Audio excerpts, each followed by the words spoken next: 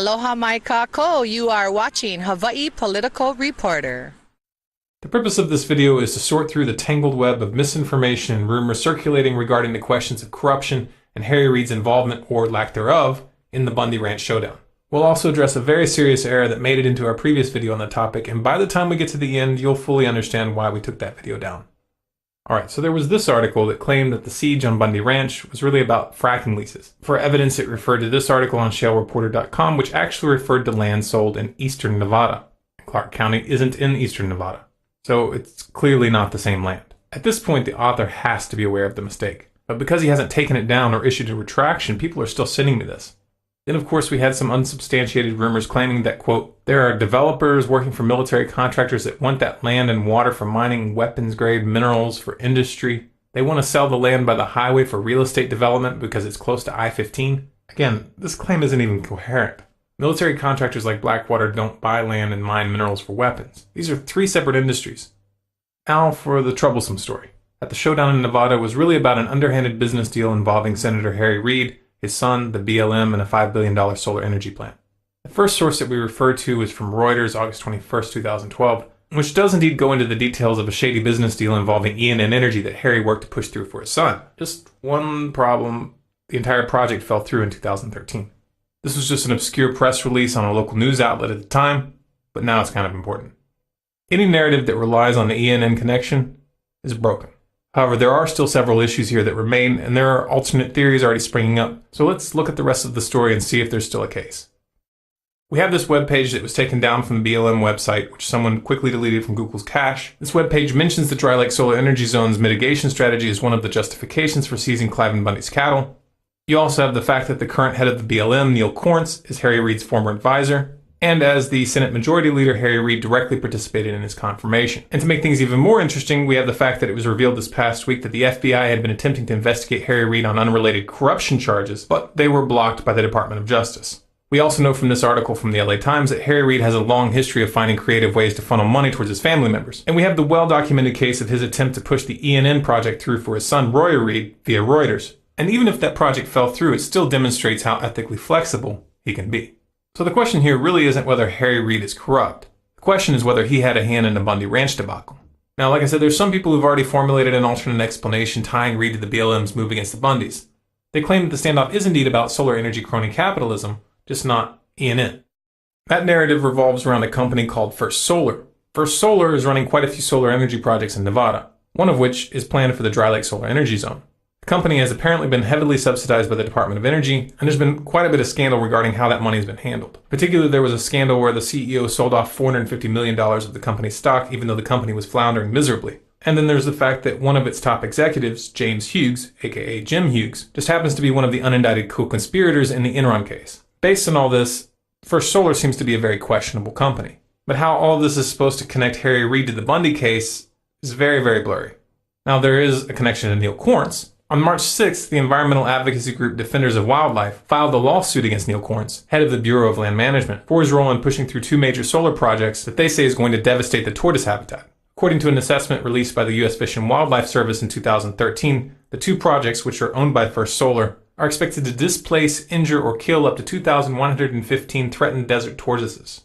So while the BLM is attempting to claim environmental concerns to push the Bundys off the land, they've fast-tracked projects that literally raze the desert completely to the ground, destroying all wildlife. Now, that information is interesting and it does discredit the official motives, but it doesn't prove that Neil Corntz made the decision due to a conflict of interest, and it doesn't prove that Harry Reid was involved. If we had strong evidence connecting Harry Reid to First Solar, then we might have a case. But no one has posted any hard evidence tying Reid to First Solar financially as far as I know, and I've looked really deeply. I followed every rabbit hole I could find.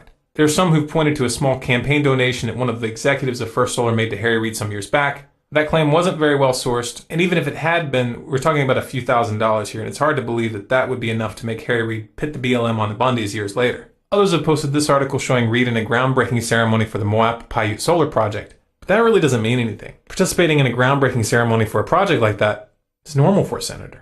Now, it may very well be that if we look at Reid's financial statements, investments, and the investments of his family members, we might find something. Unfortunately, the public no longer has access to that information online. We don't have access to that information because of a law which Harry Reid himself introduced. The bill S716, which was passed on April 13, 2013, modified the Stock Act, repealing the requirement for Congress and executive branch employees to post their financial disclosures online where they could be read by the public. It may be a total coincidence, but it's interesting to note that Harry Reid passed this law after the scandal regarding his son's stake in the ENN project, and right before the ENN officially backed out. I'm sure we would have learned all sorts of interesting things if the FBI corruption probe into Harry Reid's dealings hadn't been blocked by the Department of Justice. But it's important to be clear here, though, that it may be that if they investigate him, they would turn up all sorts of dirty laundry, but nothing that relates to this situation. We can't know that. We might have our suspicions, but our suspicions aren't evidence. So was Harry Reid behind the Bundy Ranch crackdown? I don't know. And I'm not going to pretend that I know unless I see some solid evidence one way or the other. If you have evidence, you're welcome to send it to us at our Facebook page or on Twitter, and we'll look at it. Now, some people were angry with me for taking down the last video. Some claimed that I was cowering to these guys, that I was being threatened by someone or intimidated. Listen, I know that makes better television, and it's less humbling than having to admit a mistake, but it's just not true. No one sent me any threats on this particular issue as far as I know, and even if they had, I don't bow to those kinds of tactics. I do, however, bow to reality. No one ever wins a fight against reality. You might think that you win, but you actually just become delusional. So if someone sends me evidence that destroys one of my arguments, then I must change my stance. Period. I don't view that as optional, especially if you're dealing with information that's being spread to the public. Because if you don't correct yourself, there's a lot of people who are going to assume that the false information is correct.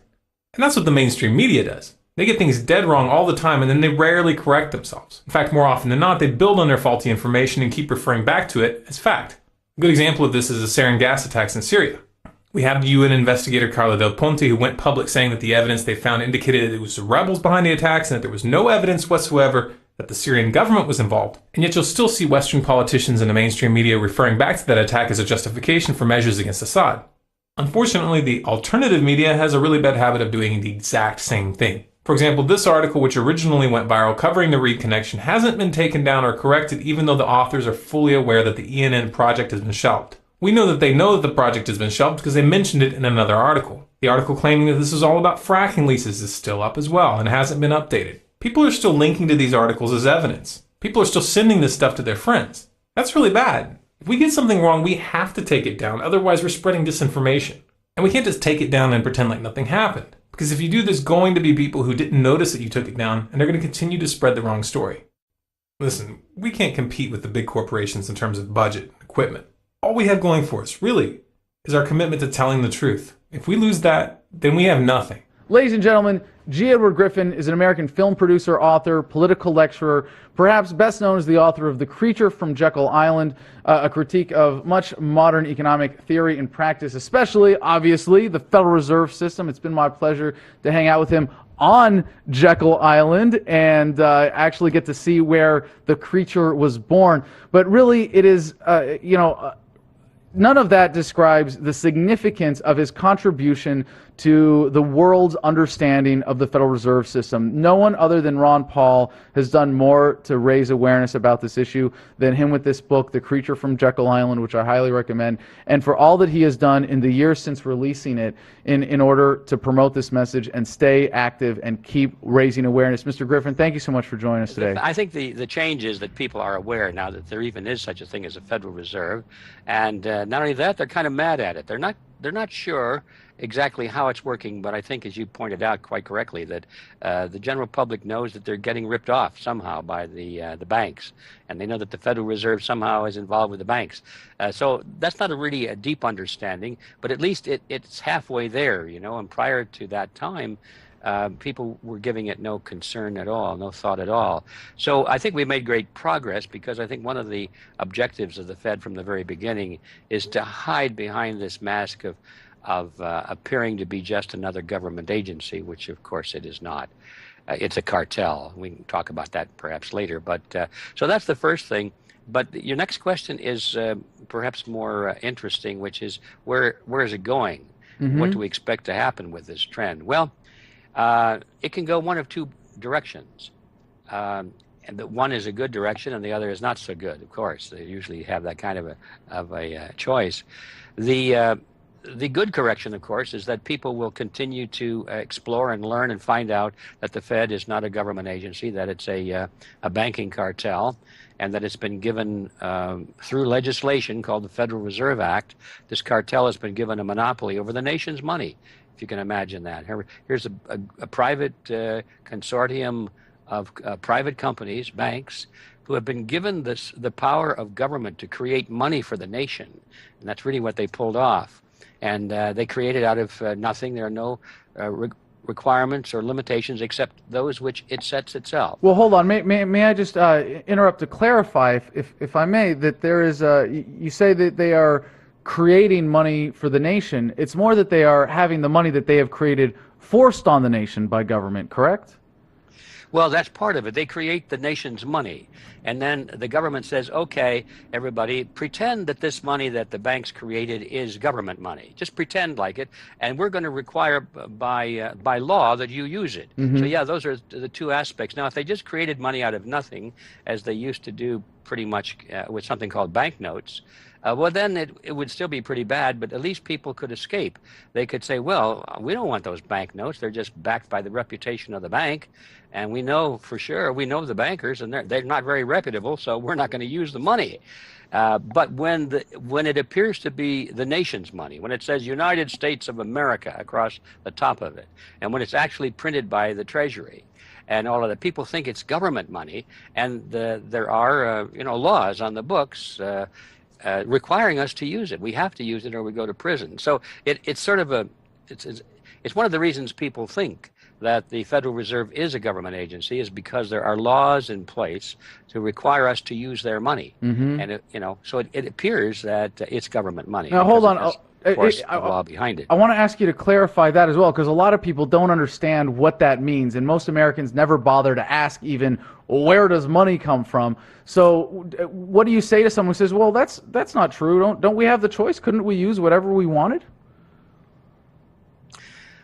Well, it's partially true. You can use barter, of course. You can use anything you wish for barter.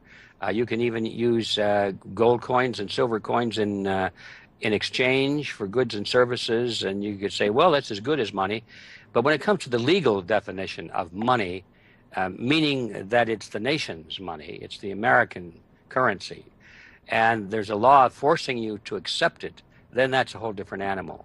So the people, yes, they're free to some extent to use other things as a medium of exchange, but they must accept American Federal Reserve notes. They must accept that. Nobody can decline to accept that in the payment of debt, public or private. And you could make the case that maybe as an individual working off the grid, if you're self-employed, you can kind of escape that. But obviously, with all the major corporations so tied to government and corporatism, you know that all of those resources are stuck into the dollar system, and there's no way that the economy as a whole can divorce itself from that situation.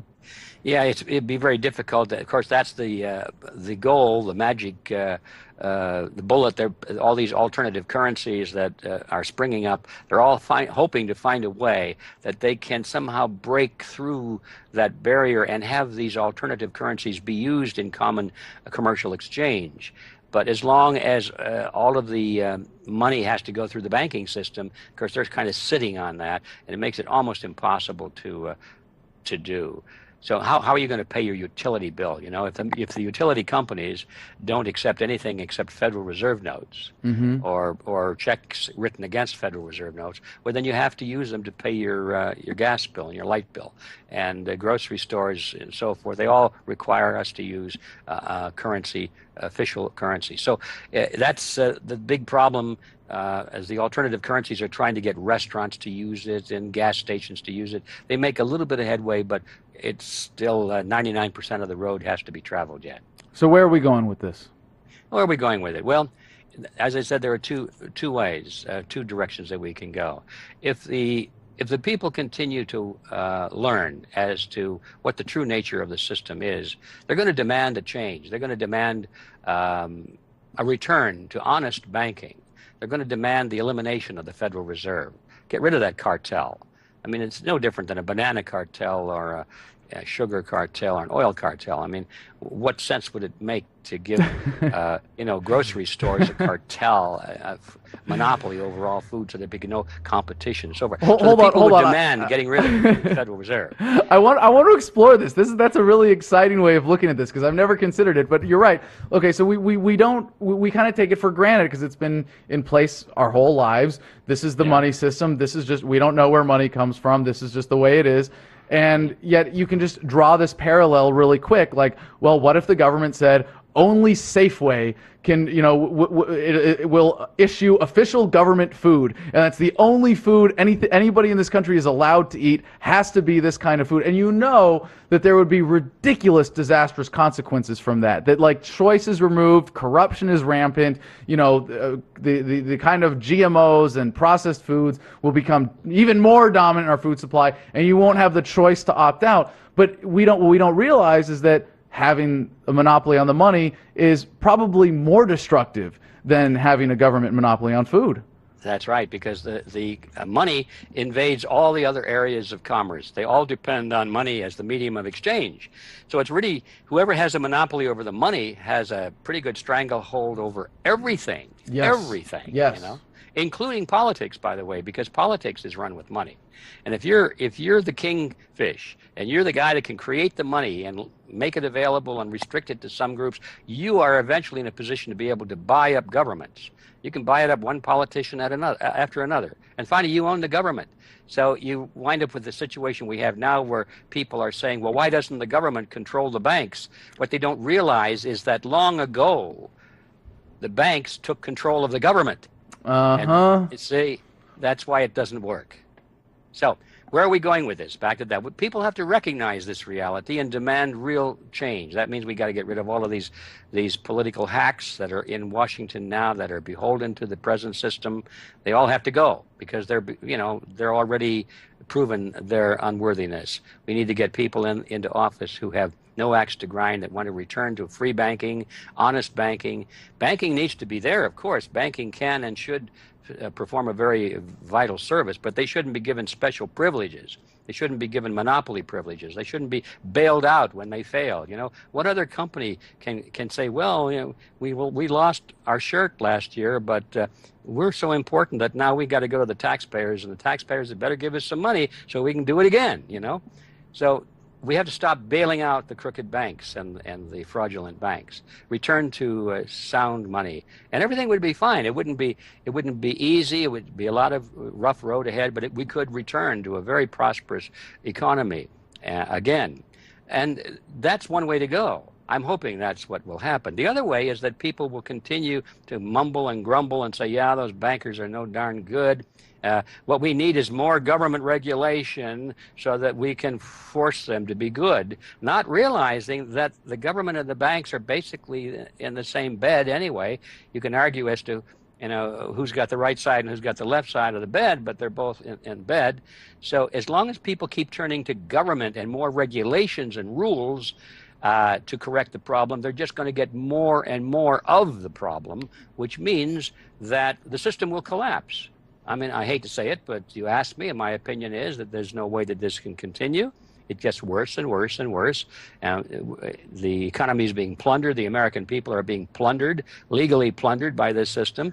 There's only one place for that to end, and that's in total collapse. So that's the other place we can go. And I'm afraid right now we're still going down that path rather than to the Enlightenment path. But we're doing our best to change that. And I know you are too, Adam. Oh, I appreciate that. And now, in the past, you've advocated for a government-issued metals-backed currency. This sounds like are you moving away from that position? No, no, I'm not at all. I think that all currencies, the best currencies, should be backed by precious metals.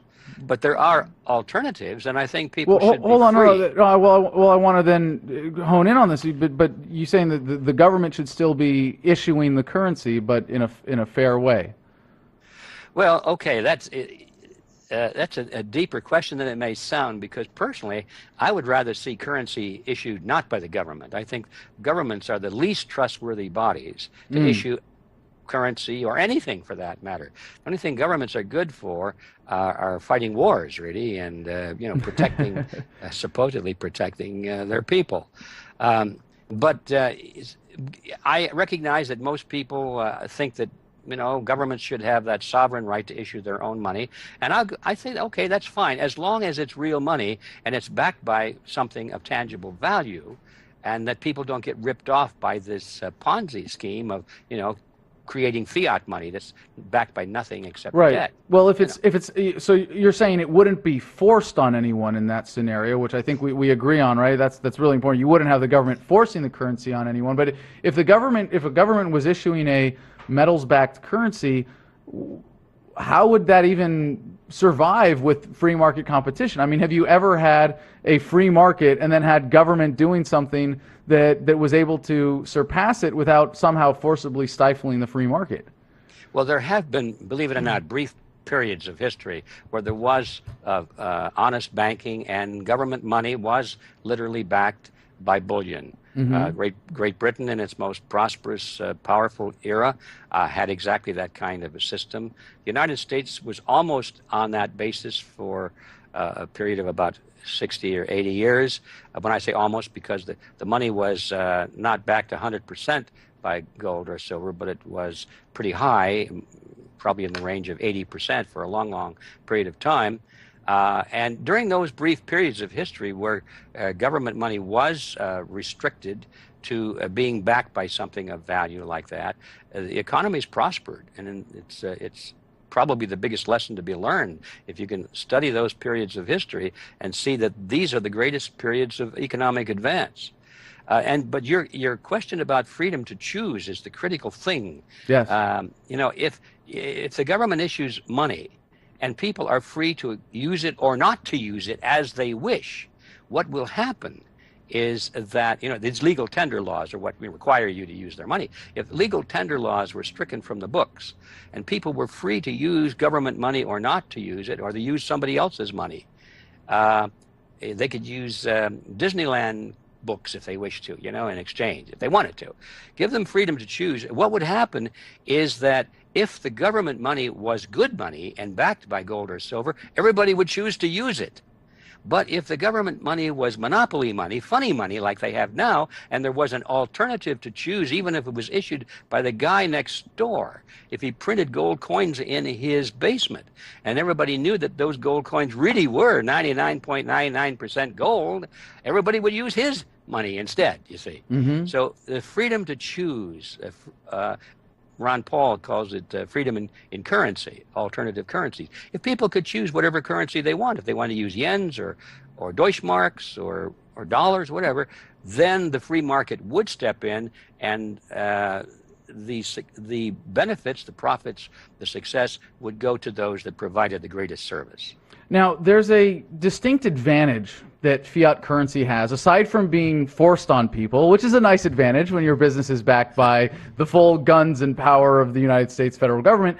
But it does have one kind of core economic advantage over a commodity-backed currency, in the sense that a commodity-backed currency costs money, or gold rather, being taken out of the circulation in the economy. If gold is being used for money, it can't be used for industrial purposes or for jewelry or for so on, and it takes that value in a sense out of immediate usage in the economy, whereas a currency that's backed by nothing, as we know, it's a debt-based system in the United States. When the government, it makes the way that debt is paid back to the Federal Reserve is by taxing the American people.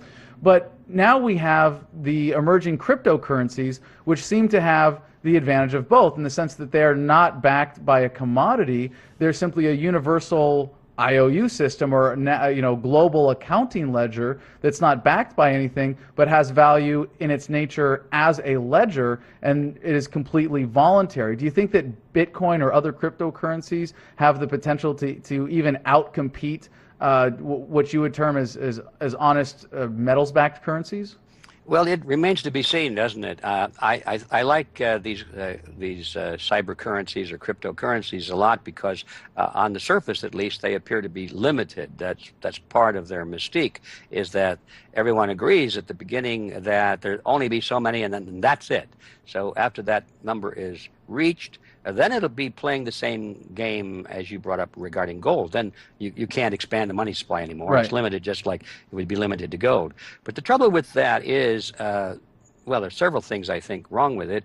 One is that it makes me nervous when this medium of exchange really is nothing but vaporware. You know, it doesn't really exist except in digits in a computer. And one of the historically proven advantages of good money is the fact that it has value, intrinsic value, they sometimes call it, for something else. So that even if you can't use it for money, you can use it for something else. Right. And so these don't have that. Well, hold on a second. If something would happen to the internet, let's say we have a solar flare that takes out all the satellites and all the power generators, and we don't have internet for 10 years or something like that. What happens to all this money? Well, it's gone. That's all.